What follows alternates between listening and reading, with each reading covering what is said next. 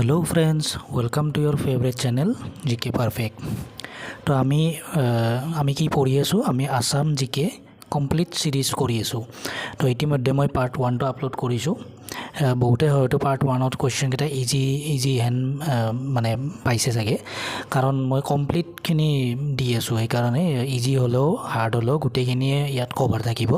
সেইকাৰণে তোমালোকে ষ্টেপ বাই ষ্টেপ গোটেইখিনি জানাটো দৰকাৰ, কাৰণ কিছুমান কোয়েশ্চন ইজি থাকে কিন্তু ৰিভিজনৰ অভাৱত আমাৰ এক্সামত মানে ভুল হৈ যায়। সেইকাৰণে আমি গোটেইখিনি পঢ়াটো দৰকাৰ। আৰু মই আগৰ ভিডিঅ'টোতে কৈছিলোঁ যে তোমালোকে কপি এটা লৈ ল'বা ছেপাৰেটকৈ, আসাম জিকে নোটছ হ'ব তাত। তো এইটো ভিডিঅ' হ'ল পাৰ্ট 2। তো এতিয়া বোলা আমি ভিডিঅ'টো সোনকালে ষ্টাৰ্ট কৰোঁ। আগৰ ভিডিঅ'ত কুৱেশ্যন নম্বৰ 20লৈকে কৰিছিলোঁ, ইয়াত 21ৰ পৰা চলিব। Who is the first Assamese to receive Jnanpith award? Jnanpith এৱাৰ্ডটো প্ৰথম কোনজন অসমীয়াই পাইছিলে? বীৰেন্দ্ৰ কুমাৰ ভট্টাচাৰ্য। কোনখন নভেলৰ কাৰণে? মৃত্যুঞ্জয় ইন 1979। এই নোটবিলাকো তোমালোকে লিখিবা, কাৰণ কেতিয়াবা এই নোটটোৰ পৰাও আহি যায় question.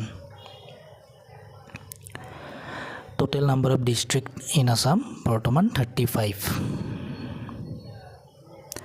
Hiuen Tsang visited Assam during the reign of Bhaskar Barman in 640 AD। কিমান চনতটো সোধে কেতিয়াবা, সেইকাৰণে এইটো ইম্পৰ্টেণ্ট হয়। In which year Sukapha established Ahom kingdom in Charaideo? 1253 চনত চৰাইদেউত আহোম কিংডমে চুকাফাই আহোম কিংডমটো চৰাইদেউত এষ্টাব্লিছ কৰিছিলে। The war of Saraighat was photo between Ahom and Mughal. কিমান চনত শৰাইঘাটৰ যুদ্ধখন হৈছিলে? 1671 চনত। ইয়াত মই নোটছটোত দি দিছোঁ, মোগল এম্পায়াৰৰ ফালৰ পৰা কোনে হেৰি কৰিছিলে, ৰাজা ৰামসিং 1, আৰু আহোম কিংডমৰ ফালৰ পৰা লাচিত বৰফুকন আছিল যুদ্ধত। Mahatma Gandhi first visited Assam in the year? এইটো খুবেই ইম্পৰ্টেণ্ট কুৱেশ্যন হয়।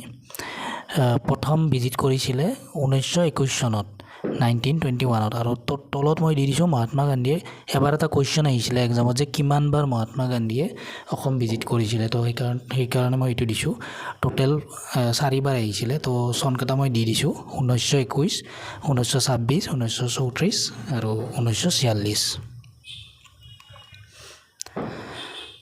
The first book to win সাহিত্য একাডেমি এৱাৰ্ড? প্ৰথম কিতাপখন কোনখন আছিল যিখনে সাহিত্য একাডেমি এৱাৰ্ড মানে পাইছিল? সেইখন হ'ল বনফুল।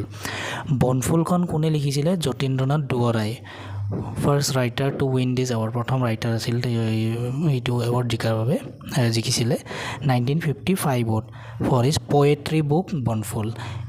তাৰপাছত নেক্সট নোটটো দিছোঁ যে first Assamese novel to win সাহিত্য একাডেমি এৱাৰ্ড ইজ ইয়াৰউইংগম ইন 1961, আৰু কোনে লিখিছিলে? বীৰেন্দ্ৰ কুমাৰ ভট্টাচাৰ্য। এতিয়া কথা হ'ল এই দুটাৰ মাজত কনফিউজন হ'ব পাৰে, সেইকাৰণে মই একেলগে গোটেইখিনি দি দিছোঁ। বনফুলটো আছিল পয়েট্ৰি বুক, পয়েট্ৰি মানে কবিতাৰ কিতাপ আছিলে সেইখন।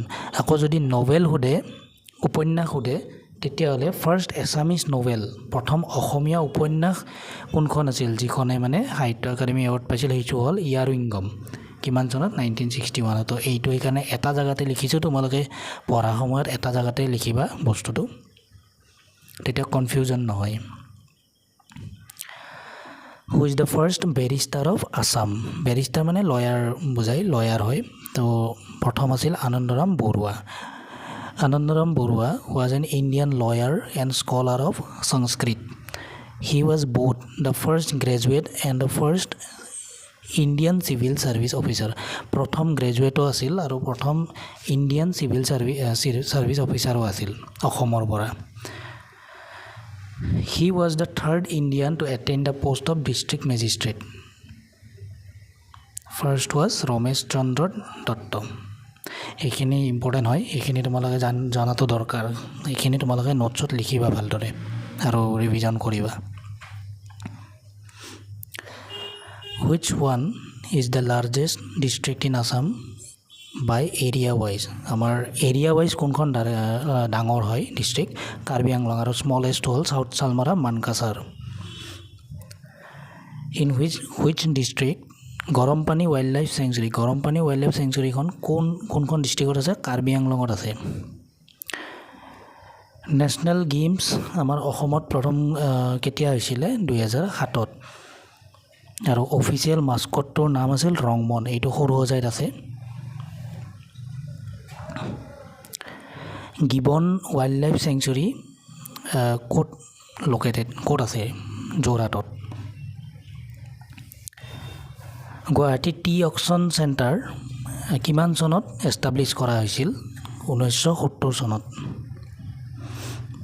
which town is also known as the Manchester of Assam Manchester of Assam বুলি কোনখন টাউনক কোৱা হয় শুৱালকুছিক Brahmaputra cracker and polymer limited industry is located at লেপেটকাটা